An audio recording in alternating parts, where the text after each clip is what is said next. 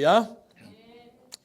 사랑하는 성도 여러분, 우리는 로마서 1장에서부터 시작해서 오늘 이제 마지막 장 16장을 시작합니다.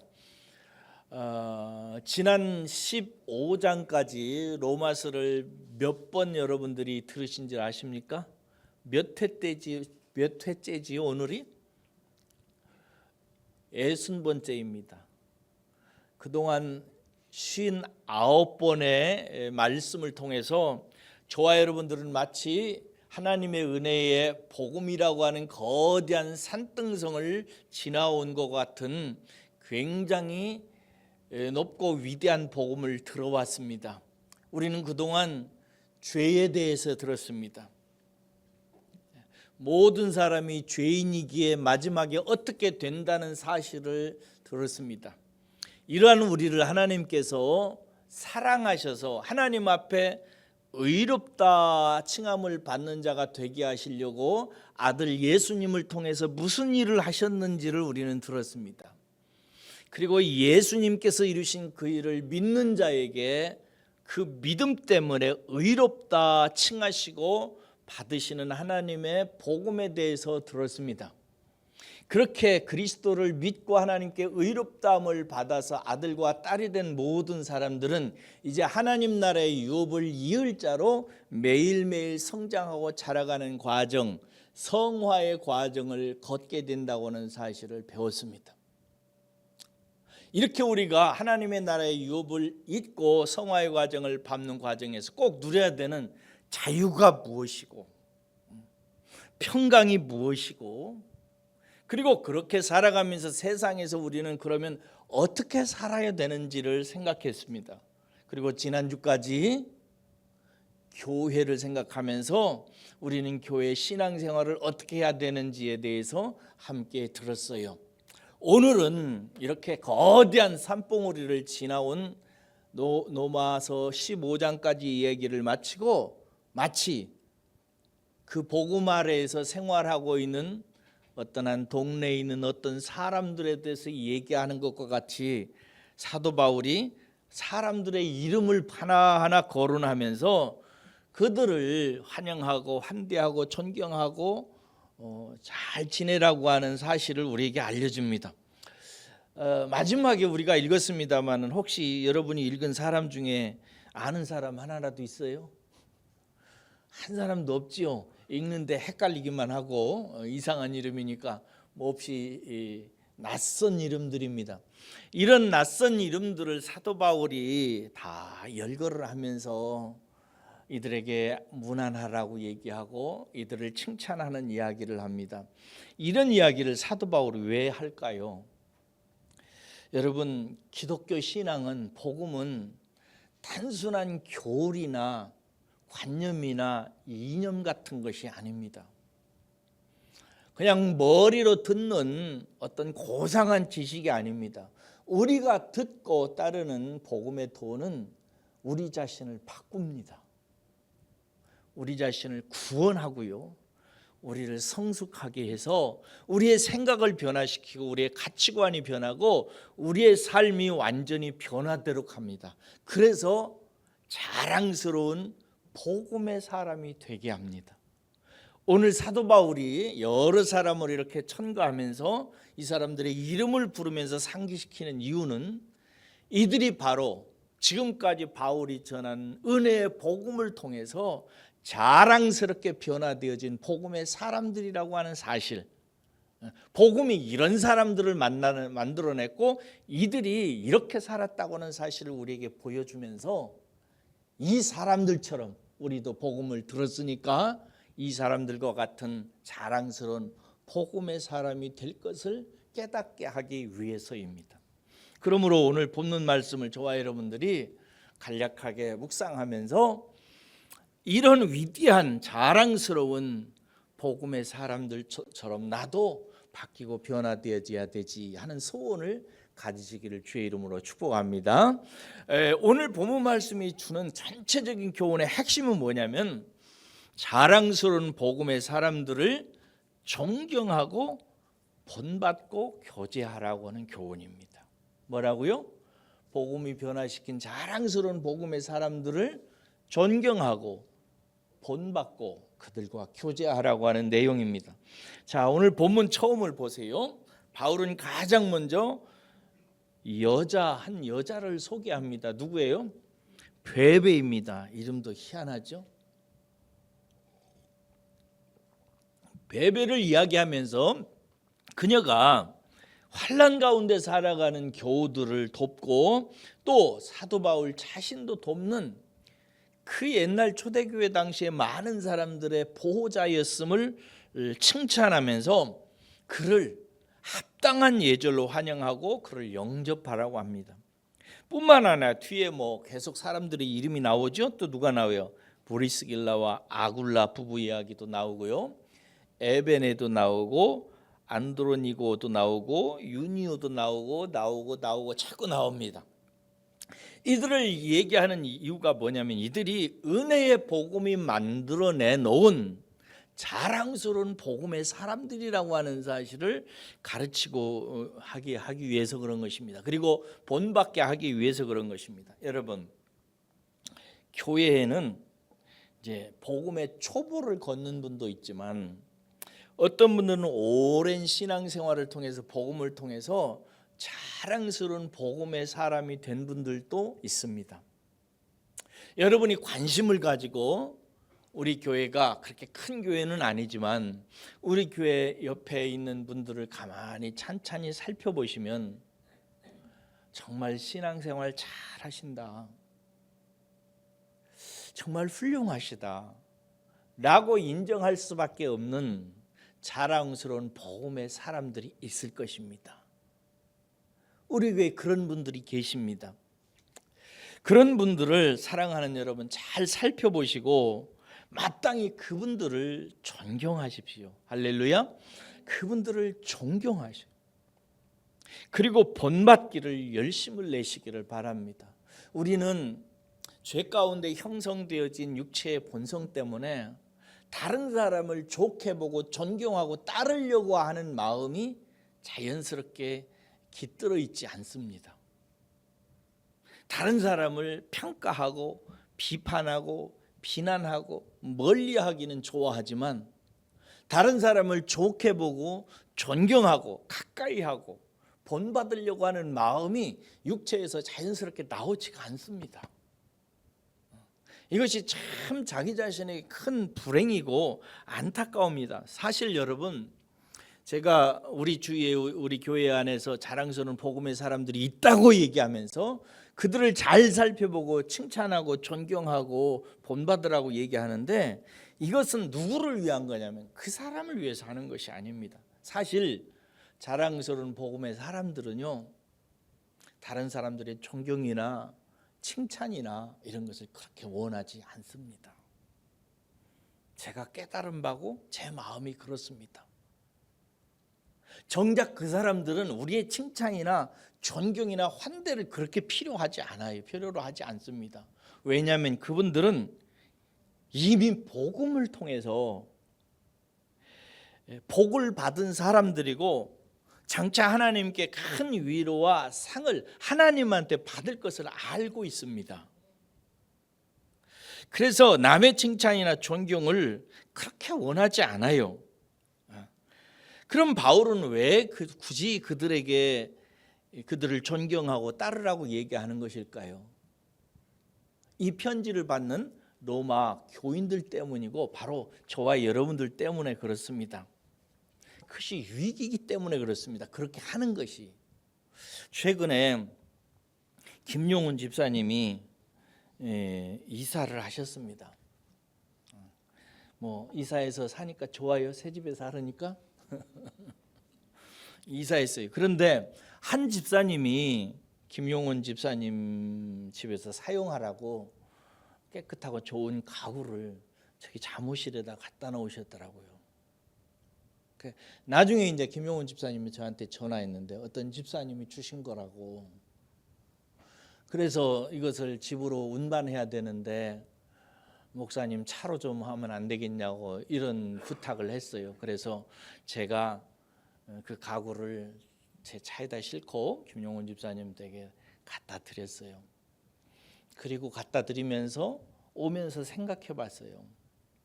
이것을 예배당의 잠옷실에다 갖다 놓은 집사님은 이것을 어떻게 했을까?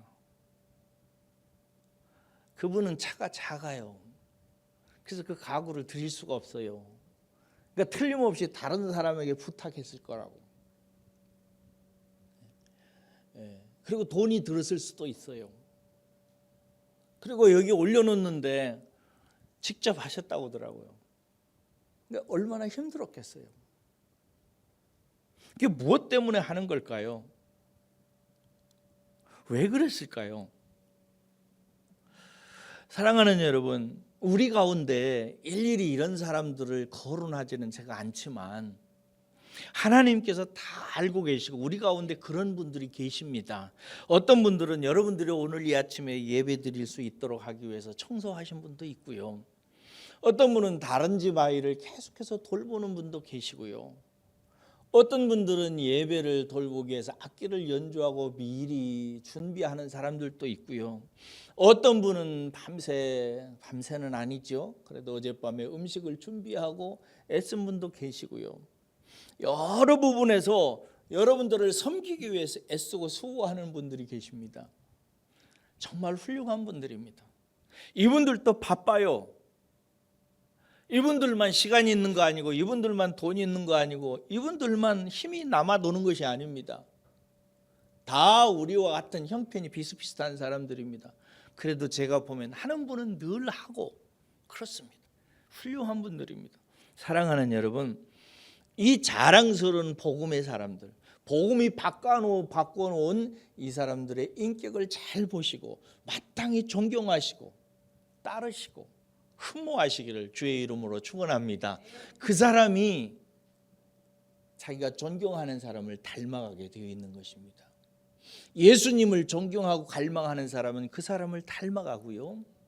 옆에 있는 좋은 자랑스러운 복음의 사람을 흠모하고 마음속에 나도 저렇게 살아야지라고 생각하는 사람은 그렇게 변화되게 되어 있습니다. 그러므로 여러분 마음에 좋은 사람을 존경하고 본받기를 원하는 그런 갈망이 있는 것은 정말 복을 받은 사람들입니다. 여러분들이 그런 복 받으시기를 주의 이름으로 축원합니다. 제가 부산에 있는 고신대학교를 졸업했잖아요. 고신대학교 4학년 때 수학여행으로 설악산을 갔었어요. 2박 3일 동안 이제 열심히 그 강원도를 돌아다니면서 일정을 끝내고 나서 이제 마지막 날 다시 부산으로 대절한 버스를 타고 부산으로 데려가는데 2박 3일 동안 이제 뭐 신나게 놀았으니까 다들 지쳐가지고 다 이렇게 자고 있더라고요. 근데 저는 그 성질이 못돼 먹어가지고 그런 버스 타고 이렇게 가면서 자거나 이러지를 못해요. 잠자리가 제대로 딱 돼 있어야 자는 사람이에요. 참 곤란한 거식입니다. 근데 가면서 이렇게 제가 마음속에 갑자기 우울해지고 갑자기 마음이 컬컬해지고 슬퍼지고 그러는 거예요. 그래서 눈물이 흘러요. 버스를 타고 가면서 그렇게 하다가 갑자기 제 입에서 노래가 나오기 시작했어요. 낮엔 해처럼 밤엔 달처럼 그렇게 살 순 없을까. 욕심도 없이 어두운 세상 비추어 온전히 남을 위해 살듯이 나의 일생에 꿈이 있다면 이 땅의 빛과 소금 되어 가난한 영혼 지친 영혼을 그 다음에 어떻게 되죠? 주님께 인도하고픈데 이 찬양을 이렇게 혼자 창가에서 가서 눈물을 흘리면서 기도했어요. 왜냐하면은 주님이 나를 다른 사람을 섬기는 사람으로, 설교하는 사람으로, 죄인을 구원하는 사람으로, 이 세상에 살면서 힘들고 애쓰고 고통스럽게 사는 사람들을 위로하고 하나님 나라를 소망하고 살게 하는 일에 저를 불렀는데, 그때 당시에 저를 생각해 보니까 마음속에 전혀 자격도 차질도 없는 거예요. 속으로 이 일을 어떻게 하면 좋을까? 이 노래 2절은 이렇게 진행됩니다. 예수님처럼 바울처럼 그렇게 살 순 없을까? 남을 위하여 자신들의 온 몸을 온전히 들이셨던 것처럼. 이쯤 부르니까 잠자던 친구들이, 동료들이 깨가지고 함께 막 부르기 시작하는 거예요. 몇 번을 그 버스 안에서 이 곡을 막 부르면서 부흥회를 하면서 왔어요. 갑자기 다 같은 마음들이니까.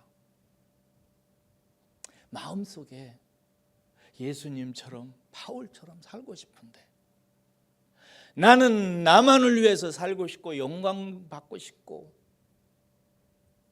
배부르고 등 따시게 살고 싶고, 다른 사람, 안 좋은 사람 보면 화나고 가까이 하고 싶지 않고, 그런 마음이 가득하니 이 일을 어쩌면 좋냐고 하나님 앞에 그렇게 노래하고 기도하는 마음으로 함께 했습니다. 여러분 마음속에 나도 오늘 본문 말씀에 나오는 자랑스러운 복음의 사람들처럼, 또 내가 함께 신앙생활을 옆에서 볼 때 정말 아름답게 신앙생활을 하는 사람들을 보면서 나도 저렇게 살고 싶다, 나도 저렇게 살아야지 하는 그런 마음의 갈망이 있기를 주의 이름으로 축복합니다.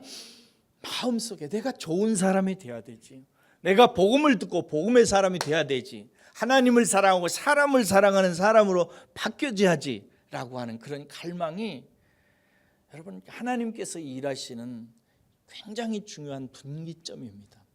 이런 분기점이 발견되시거든, 혹시 내 마음속에 그런 소원이 있거든, 어떻게 옛날에 이정우 같은 사람을 지금의 이정우 같은 사람으로 조금이라도 바꾸실까? 어떻게 바울을 그렇게 좋은 복음의 사람으로 만드셨을까? 베베 같은 여성을 어떻게 바울 같은 대사도의 보호자로 하나님께서 세우셨을까?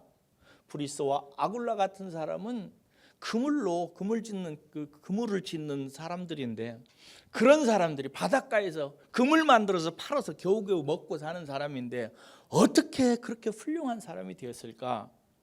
라고 하는 그 비결을 분명히 깨달으셔야 됩니다. 여기 보면은 하나님의 은혜의 복음은요, 자랑스러운 복음의 사람을 만들어내는 이 일은요, 그 사람의 어떤 자격이 없는 모습이나 장벽이나 차별 같은 것이 전혀 문제가 안 된다는 사실을 오늘 본문 말씀을 통해서 우리는 발견할 수 있어요. 그가 어떤 사람이든지 자랑스러운 복음의 사람으로 만들어내십니다, 하나님께서. 바울이 열거한 이 명단들을 보세요. 베베라고 하는 여성 후원자가 있고요, 천막 제조업자인 브리스길라 아굴라 부부가 있어요. 그 위에 쭉 사람들이 나와요. 이 사람들 다 살필 시간이 없어서 그냥 넘어갑니다마는 여러분들이 이걸 아셔야 돼요. 여기에 나오는 이 사람들은 다양한 지역에 사는 사람들입니다. 신분들도 다 달라요. 그리고 삶의 배경도 다릅니다. 어떤 사람은 유대인이고요, 어떤 사람은 이방인이에요. 어떤 사람은 자유를 획득한, 법적으로 자유를 가진 사람이 있고요, 어떤 사람은 노예도 있습니다. 또 어떤 사람은 상당히 지식이 있는 사람이 있고요, 어떤 사람은 아주 무식한 사람도 있어요. 그리고 어떤 사람은 남자이고요, 어떤 사람은 여자입니다. 다 뒤섞여 있어요. 그런데 이렇게 다양한 사람들인데 이 은혜의 복음을 듣고 깨달으니까 이렇게 자랑스러운 복음의 사람들이 된 거예요.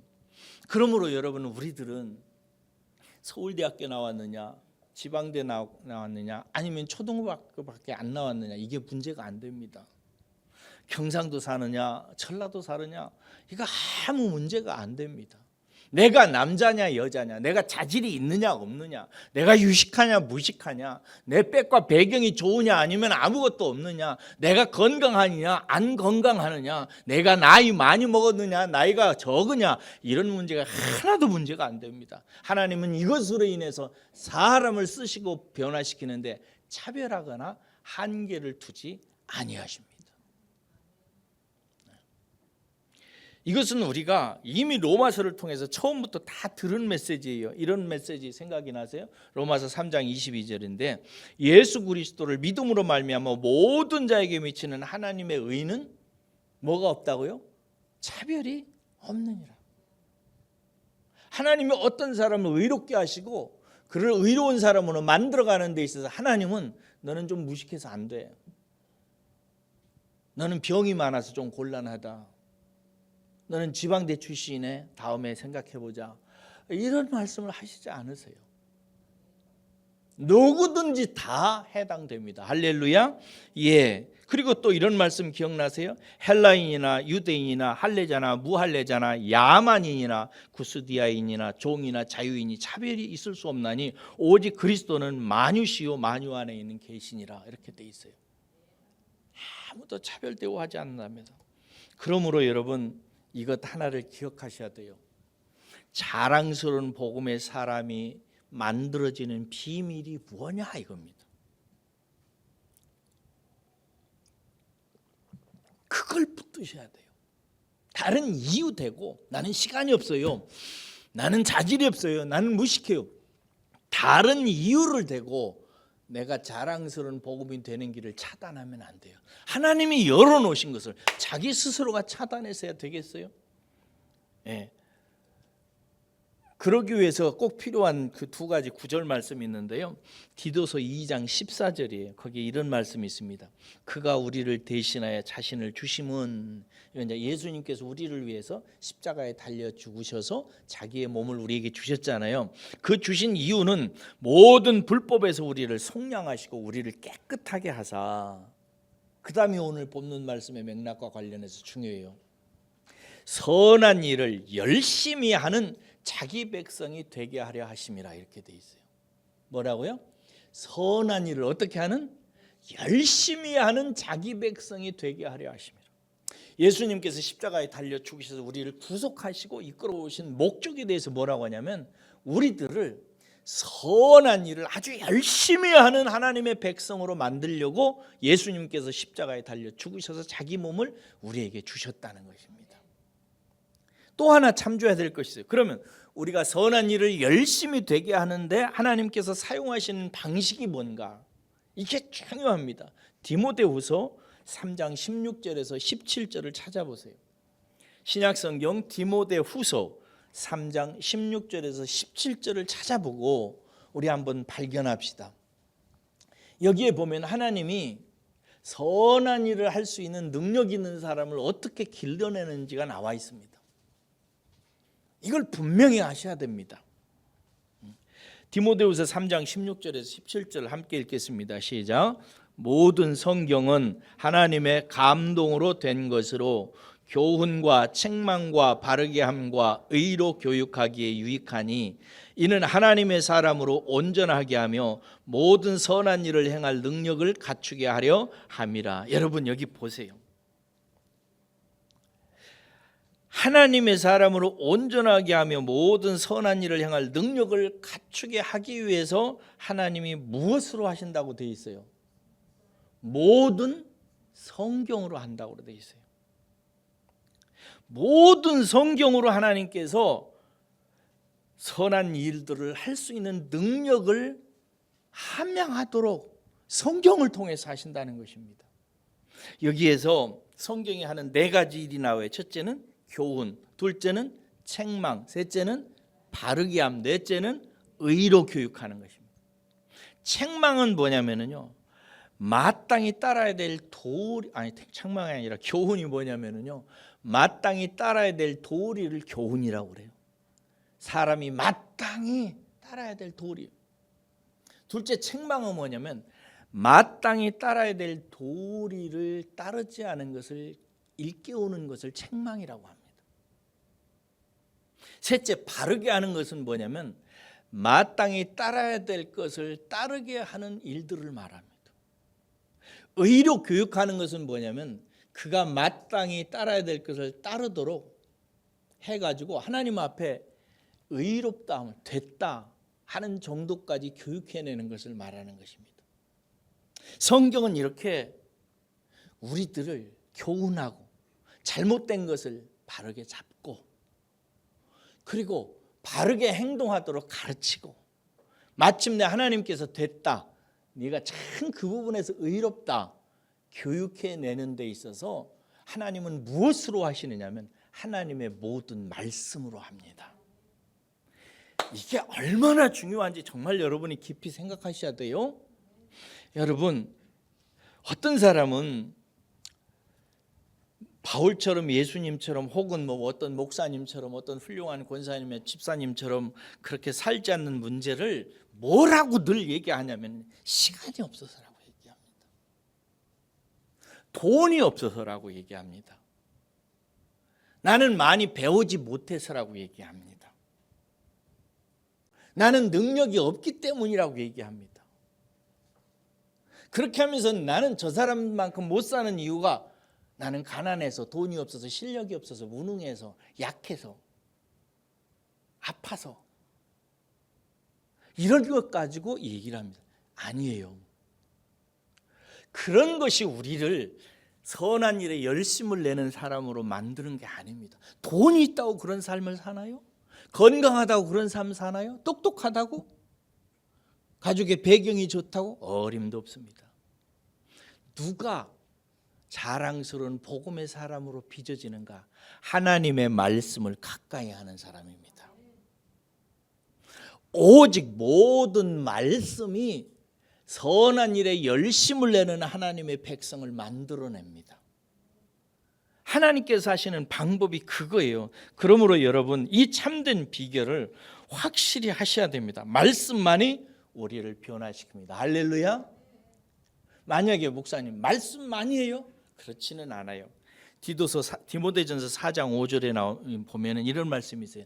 하나님의 말씀과 기도로 거룩하여 지느니라, 이렇게 돼 있어요. 뭐와 뭐로요? 하나님의 말씀. 하나님이 선한 일에 열심을 내는 거룩한 복음의 사람들을 어떻게 만들어내냐면 하나님의 말씀을 듣게 하시고 깨닫게 하세요. 그리고 열심히 기도하게 하십니다. 말씀을 듣고 기도하는 사람은 서서히 거룩한 인생으로 변화되어져 갑니다. 사랑하는 여러분, 제가 지난주에 이런 말씀 드렸죠.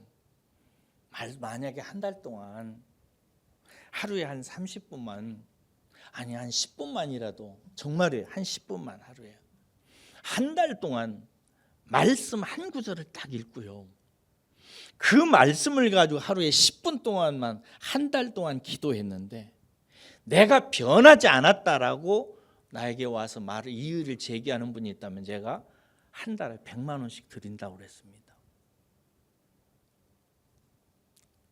한 달 동안 말씀과 기도의 생활을 했는데 내 생각이 안 변하고 내 가치관이 안 변하고 삶이 안 변한다면 제가 그 사람 책임진다고 그랬습니다. 제가 얼마나 하나님의 말씀과 능력, 기도의 능력에 대해서 확신하면 이런 소리를 하겠습니까? 우리가 자랑스러운 복음의 사람이 되는 길은 말씀과 기도입니다. 내 의지가 부족한 거 아니에요. 시간이 없어서 하는 거 절대 아닙니다. 말씀이 없어서 그래요. 깨닫는 게 없어서. 그리고 기도에서 성령의 능력을 덧입지 않았기 때문에 할 힘과 능력이 없는 거예요. 여러분, 제가 죄송해요, 이런 말씀에서 너무 자책하지는 마세요. 제가 교회 카톡에 문자를 이렇게 올리고 그러잖아요. 어떤 분도 뭐 또 문자를 올리잖아요. 그러면 거기에 반응하는 분들이 거의 없어요. 근데 보면 읽기는 다 읽었어. 근데 거기에 아멘, 감사합니다, 할렐루야, 그렇게 하겠습니다, 이거 반응하는 분이 거의 없지요. 그렇죠? 무슨 말이에요? 거기에다가 감사합니다, 아멘, 힘쓰겠습니다, 이거 할 힘이 하나 없는 거예요. 그거 하나 몇 글자 올릴 힘이 없어요. 특별한 에너지가 거기에 필요한 거예요. 만약에 내 가까운 아들이, 딸이, 내 엄마 아빠가 나에게 뭘 묻고 뭘 보내줬다면 가만히 있겠어요? 그럴 리가 없지요. 그런데 자기 가족 외에, 자기가 좋아하는 사람 외에, 자기가 신뢰하고 가까이 하는 사람에게, 가까이 하는 사람 이외의 사람에게 뭐 하나를, 간단한 문자 하나를 띵 보내는 것도 힘이 없네요. 에너지가 안 나와요. 그런데 어떻게 내가 싫은 사람, 나하고 안 맞는 사람, 세상에 다른 사람에게 친절을 보이고 자기 목숨까지 던지는 인생으로 자랑스러운 복음의 사람으로 변화되겠어요? 이것은 내가 의지를 써서 마음을 고쳐먹어 가지고 내가 똑바로 살아야지라고 생각하고 결단하고 힘써서 되는 일이 아니에요. 다른 말로 말해서 자랑스러운 복음의 사람이 되는 길은 사람 일이 절대 사람 일이 아니에요. 여러분들은 그렇게 못해요. 문자 하나도 못 올린다니까요. 그게 우리의 실상이에요. 무엇이 목숨을 바치기까지 늘 충성하고 헌신하는 거. 여러분, 제가 이렇게 주보를 만들잖아요. 여기 보면 매주 주보 내용이 바뀌는 부분이 있잖아요. 포토샵에서 이걸 계속 바꿉니다. 매주 제가 1년 52 중에 한 번이라도 빠지는 적이 있어요? 없어요. 이게 굉장히 여러분 큰 에너지를 필요로 합니다. 작은 일이라도 매번 똑같이 그렇게 해내는 것.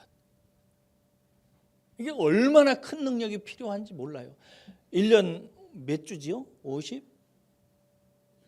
52주 동안 이렇게 예배당에 나와서 예배 드리는 게 얼마나 놀라운 일인지 모릅니다. 이것이 여러분들의 의지로 하는 거라고요? 아니에요. 하나님께서 하시는 거예요. 무엇으로 하시는가? 말씀과 기도로 하는 거예요. 그러니까 내가 그렇게 되지 않는 이유는 다른 데 있지 않아요. 말씀과 기도를 가볍게 생각해요. 별로 중요하게 생각하지 않아요. 그래서 일주일 동안 성경에 먼지가 쌓이는 거예요. 그리고 내가 나중에는 잘해야 되지. 내가 하나님이 내 직장 안정시켜 주시고 돈도 좀 벌게 하시고 우리 자식들 좀 잘하고 그러면 나중에 충성하고 헌신해야지. 뻥치지 마세요. 그건 안 되는 일이에요. 그것은 인간적으로 생각해서 그렇습니다. 우리를 변화시키는 것은 오직 은혜의 말씀과 기도인 줄로 믿으시기를 주의 이름으로 축원합니다. 그것인 거예요. 하나 더 비밀이 있어요. 오늘 그것을 마지막으로 여러분과 나누려고 하는데, 말씀과 기도에다가 하나가 더 덧붙여야 돼요. 이게 중요한 비밀입니다. 만약에 여러분들이 하나님의 사람이 되고 교회의 사람이 되는 데 있어서 변화되기를 원한다면 이 마지막 교훈을 절대 가볍게 생각하면 안 돼요. 변화되는 사람은 이 세 번째를 반드시 거칩니다. 반대 말해서 이 세 번째를 가볍게 여기면 변화되지 않습니다. 그게 뭐냐? 오늘 16절을 보세요. 아니 1절에서 마지막 절까지 보세요. 계속해서 얘기하는 게 뭐예요? 무난하라. 그리고 16절은 뭐라고 그래요? 거룩한 입맞춤으로 무난하라 이러죠? 네. 여러분 조심하세요. 이 말 듣고 또 끝나고 나서 집사님 입 맞출래요? 이러고 가면 안 돼요. 그 당시에 문화적인 표현법이에요. 그렇다고 그때 사람들이 다른 교회 성도들에게 오면은 입 맞추고 이랬다는 얘기 아니에요. 이게 문화적인 표현법이라 이 말이에요. 이 표현은 어떤 경우에 쓰이는 말이냐면요, 가족 간에 나누는 친밀한 사랑의 표현을 의미해요. 우리는 거룩한 입맞춤으로 삽니다. 이 말은 뭐냐면 우리 가족은 친밀하게 가깝게 친하게 지냅니다, 이 소리예요. 다른 말로 말하면은 교제라는 뜻이에요. 친밀한 교제. 사랑하는 여러분, 세상의 일반적인 친교와 구별되기 때문에 그래서 사도 바울은 거룩한 입맞춤이라고 이렇게 얘기해요. 예수 그리스도의 보혈로 맺어진 가족은 정말 가족입니다. 제가 언젠가 서울에 있는 어떤 교회 옆을 지나가는데 예배당 벽에 이렇게 쓰여져 있더라고요. 가족 같은 교회, 교회 같은 가족, 이렇게 써놨다. 멋있는 말이죠. 가족 같은 교회, 교회 같은 가족. 근데 틀렸습니다. 가족 같은 교회가 아니라 가족인 교회예요. 우리는 한 아버지에게로부터 나왔어요. 그리고 예수 그리스도의 한 피를 받아서 같은 혈족이 되었어요. 그래서 타인이 아니에요.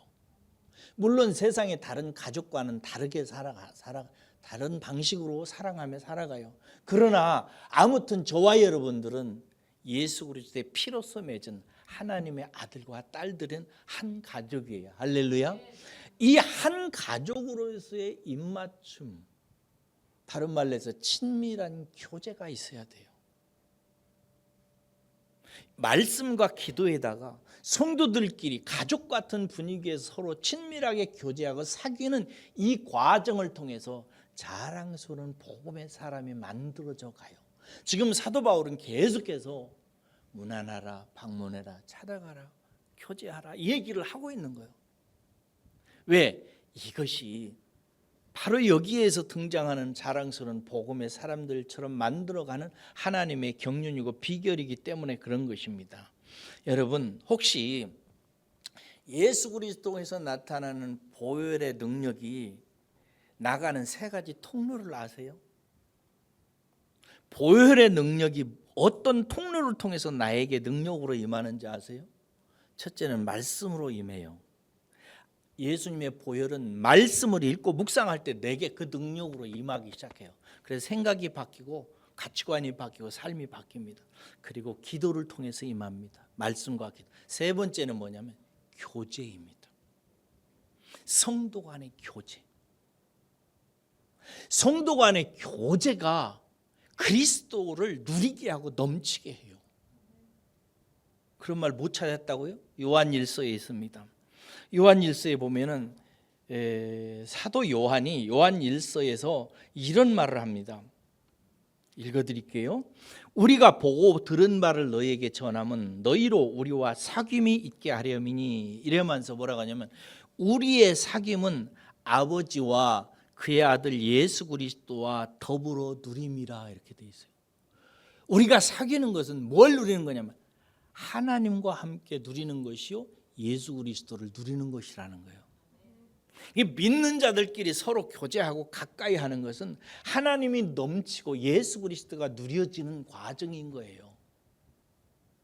그러므로 사랑하는 우리 믿음의 가족 여러분, 여러분들이 십자가를 통해서 나타난 하나님 예수 그리스도의 능력이 내게 임하기를, 그래서 내가 자랑스러운 복음의 사람이 되기를 정말 소원하는 갈망이 있으시다면 세 가지 보혈의 능력의 통로 방식을 이해하시고 받아들이세요.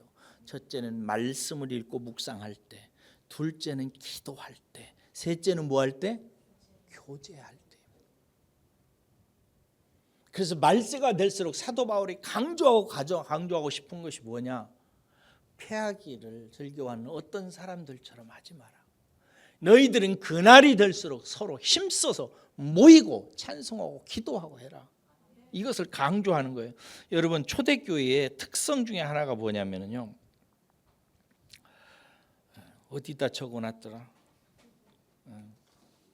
사도행전 2장에 가보면은요 이런 말씀이 있습니다. 사도행전 2장에 보면은 날마다 마음을 같이하여 성전에 모이기를 힘쓰고 집에서 떡을 떼며 기쁨과 순전한 마음으로 음식을 먹고 하나님을 찬미하며 또 온 백성에게 칭송을 받으니 주께 구원받은 사람을 날마다 더하게 하시니라 이렇게 돼 있어요. 이 말이 무슨 말이면 교제한다는 얘기예요. 초대교회 성도들이 왜 그렇게 훌륭했는가? 날마다 마음을 같이하여 모여가지고 함께 찬송하고 묵상도 나누고 먹기도 하고 교제한 거예요. 이게 초대교회의 특징이에요. 그러니까 그 안에서 막 능력이 나타나고 사람들이 모이기를 시작하고 영광이 나타나기 시작하는 거예요. 또 하나 마음속에 그 관심을 두고 생각해야 될 것은 뭐냐면 요한계시록에 보면은요, 제가 이 표시를 안 해가지고 찾지를 못하고 있네요. 날마다 예배당에 모여서 예배와 교제 가운데 있는 초대교회가 있고요. 마지막에 갈수록 무슨 증상들이냐면 모이기를 패하고 교제하지 않는 특성이 있습니다. 이게 이제 마지막 때에 나타나는 교우들에게서 드러나는 특징들이에요. 그러니까 이제 교회가 타락하고 좋은 성도가 만들어지지 않고 그런 것입니다. 사랑하는 여러분,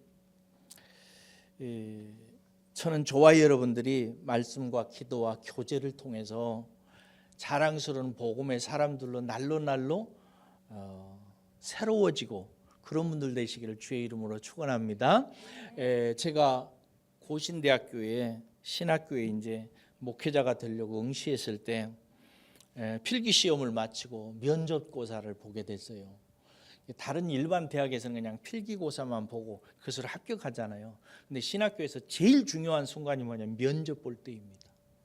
왜냐하면 실력이 10점 되고 20점 돼도 하나님이 부르신 사람이면 받아야 돼요. 그렇죠?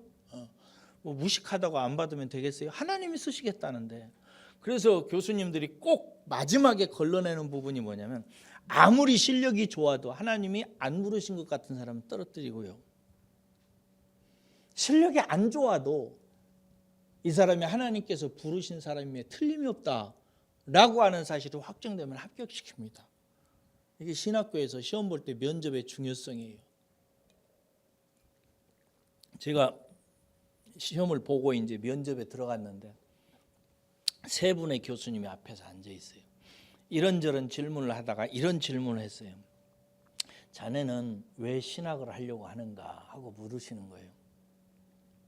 그래서 제가 뭐라고 했냐면요, 사람 되려고 그런 겁니다 그랬어요. 뭐라고요? 사람 되려고. 저는 좋은 사람이 되고 싶습니다. 사람 되려고 신학교에 들어왔습니다 라고 했습니다. 그리고 거기에 대해서 이제 설명을 해보라고 그래서 약간의 설명을 했더니 교수님이 뭐라고 하냐면, 자네는 정말 신학에 대해서 제대로 알고 있네. 신학의 목적이 그거네. 그러니 잘 왔네. 우리 함께 잘해보게 보세 하더라고요. 그래서 합격했습니다. 사랑하는 여러분, 신앙생활의 목적이 뭐예요? 구원받는 거예요? 아니에요. 우리는 이미 구원받았어요. 할렐루야. 신앙생활을 하는 이유가 뭐예요? 천국 가기 위해서요? 아니요. 우리는 이미 천국 얻었습니다. 할렐루야. 이미 천국을 얻었어요. 우리는 복 받으려고 신앙생활 하나요? 이미 복 다 받았습니다. 할렐루야. 우리에게 마지막 나온 신앙생활의 목적이 뭔가요? 좋은 사람 되는 것입니다. 하나님 나라의 유업을 이을 만한 자랑스러운 복음의 사람이 되는 것입니다.